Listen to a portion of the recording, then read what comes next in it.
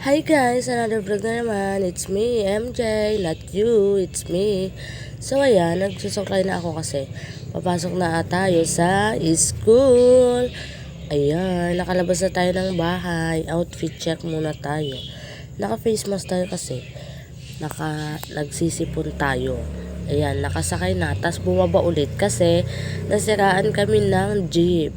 Naglalakad kami papunta sa market. Ayan, masakit na yung paa niyan kasi ang taas-taas ng takong niya.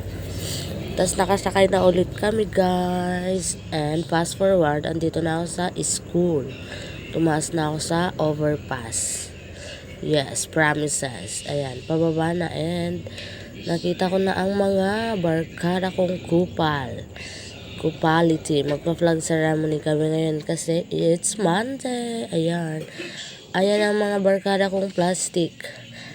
Ang mga plastic kong barkada. Ang mga bakla kong barkada naman yan. O, diba? Flag ceremony yan. At yan, tapos na ng aming flag ceremony. Pupunta na kami sa bilihan ng pagkain. Ayan, ganyan kami. Basta umaga, bumibili kami ng pagkain. Ang daming boylets. Ang magjowars. Sana all. Bumili kami ng pagkain bago kami pupunta sa classroom. Ayan. Tataas na kami kasi wala din lang naman kaming nabili.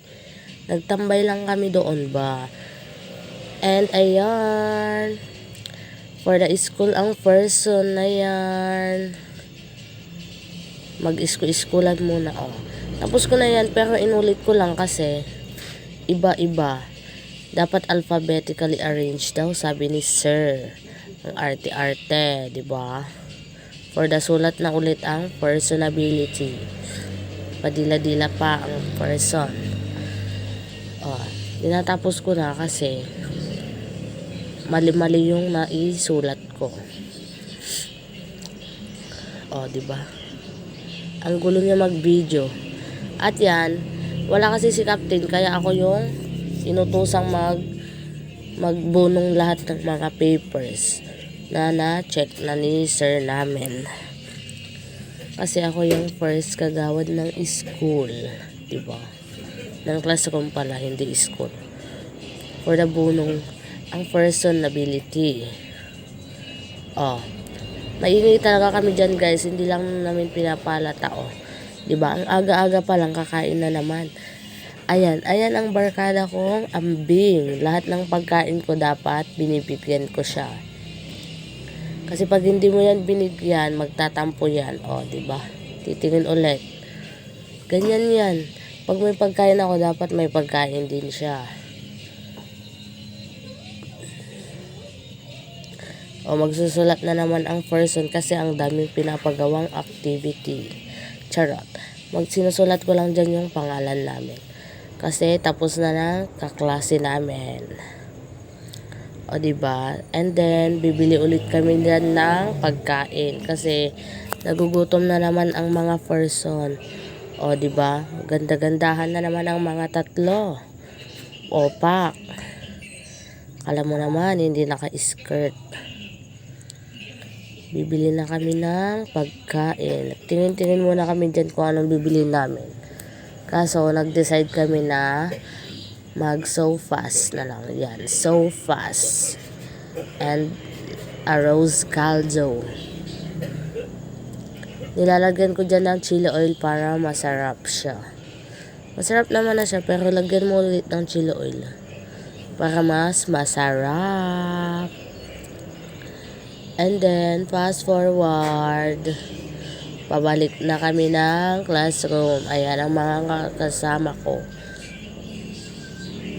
Nakauwi na kami. Tapos, pumunta kami sa Jollibee kasi gutom na naman ang mga person na yan. Jollibee Bawang yan, sa La Union.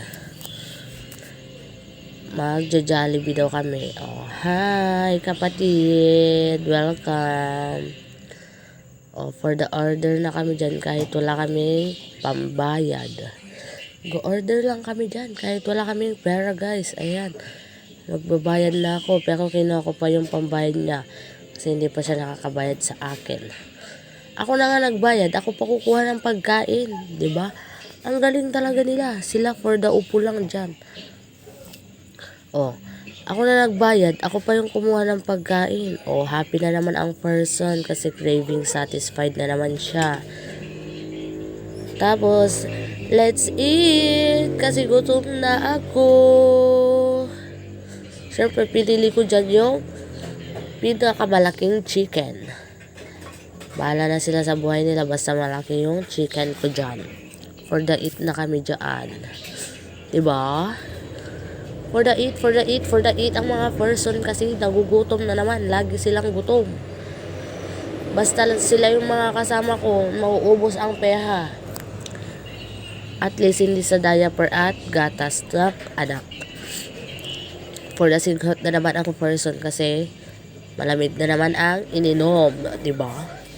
Ganyan yan. Kahit may sakit, pinagbibigyan ko sila para lang sa cravings nila. Tsaka cravings ko yan. At gumala pa kami sa market. Magbabayad ng kuryente. Tapos napabili pa ng banana Q, o diba? For the tawa pa siya dyan. Oh. At ako naman, bumili ng pang-ulam. Kasi gusto ko na naman ng ginataang sitaw at kalabasa. Favorite ko kung ulam yan, ginataan. Diba? And then, for the tambay muna kami dyan, hinihintay namin yung kasama namin nagbayad ng kuryente. Diba? Ayun lang. Bye!